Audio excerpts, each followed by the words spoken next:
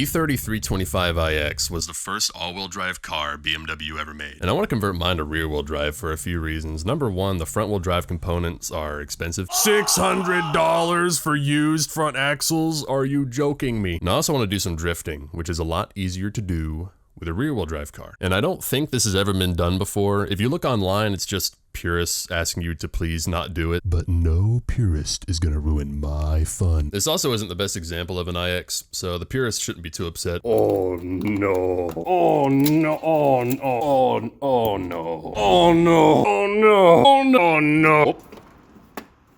What is that? Oh. This is the ride height where it sits, and this is how much travel it has. Since it's an iX, it had a tall ride height. Dude, it's a freaking... I don't even know. I've never seen that before. That's like bizarre.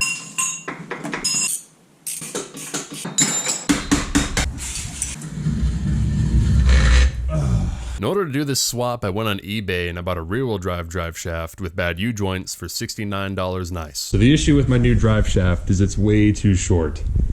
Like, at least 2 inches.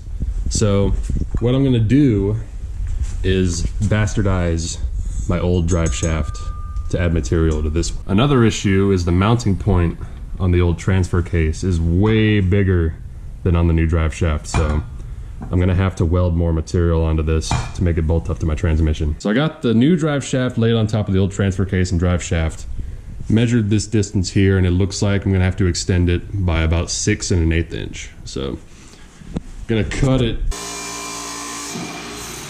So this is how I lined up my drive shaft. Just zip tied it to a block of wood. Listen, sometimes you just gotta ask yourself why not. If you can't think of an answer, there isn't a reason, so just do it.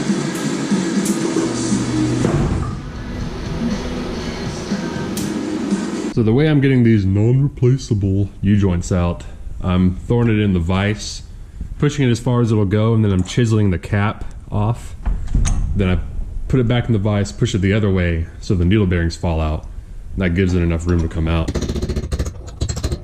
So we got it in the vise here with a socket. When we turn it, just squeezes it over. Now we got those exposed needle bearings that fall out. Mm-hmm.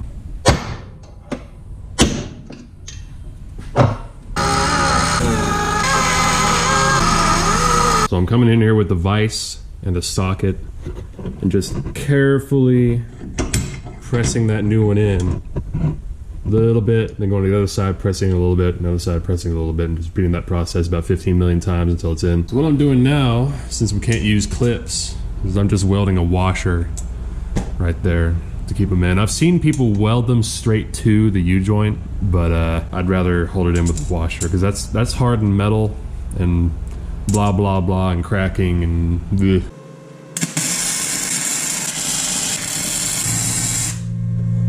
So this is our drive shaft.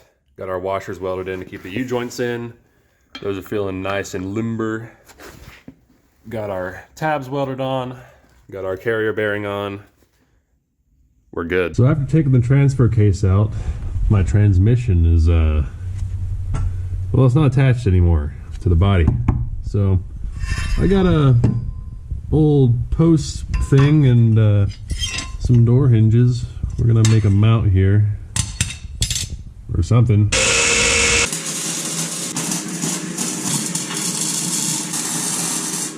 So I just welded on some 1/4 inch steel I had laying around at the end of this drive shaft.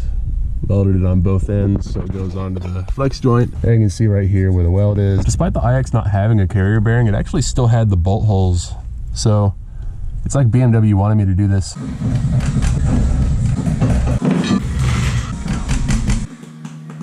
Out of there. Oh, got him. Oh, he's a little guy. Oh, he's tiny. So our front wheel bearings were previously held on with the axles, with the axle nuts.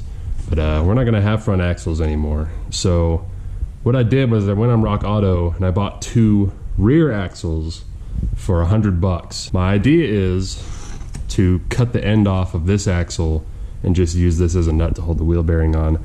Cutting apart the original axles is a non-option because they're worth $1 million. Feels wrong throwing a brand new part on a table saw. I don't feel bad cutting these things up anymore. These are all loose and cheap. And the other sides I cut off were like that too. So our front wheels are on.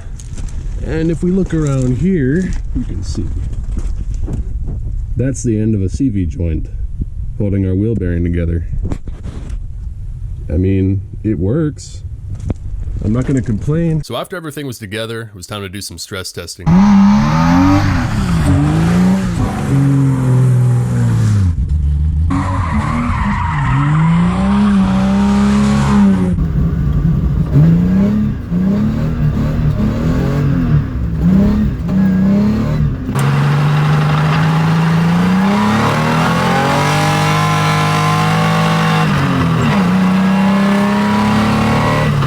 I wish I had a better spot to practice my drifting and really learn the car, but unfortunately I live in Virginia, and every time you do anything here, every cop within a 50-mile radius drops his donut and heads your way. As for the drive shaft not being balanced yet, you really can't feel it until you get up to about 60 miles per hour. Below that, it's not even noticeable. Overall, the conversion wasn't that hard, just took a lot of time and work is all. No biggie.